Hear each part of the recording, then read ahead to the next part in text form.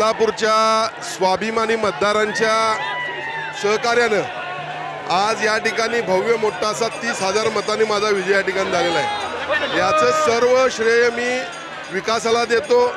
मी विकासावर चर्चा केली, पण विरोधकांनी माझ्यावर अत्यंत नीच खालच्याहीन दर्जाची टीका केली।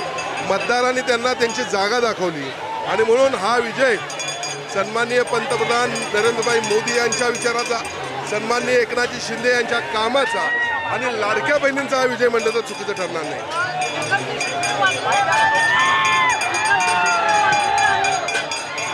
मला दुसऱ्याच्या बाबतीत बोलायची काही गरज नाही, पण घंटा मात्र मी वाजवली, घंटी वाजवली।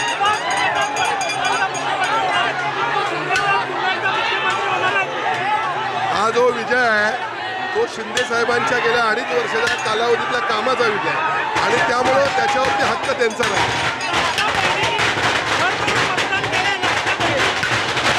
लाडक्या बहिणी या 3 कोटी रुपये, जवळपास 3 कोटी महाराष्ट्रात आहेत। या 3 कोटीने या काँग्रेसच्या झूटपणाला या ठिकाणी धुडकारलं आणि आम्हाला या ठिकाणी विजय केला।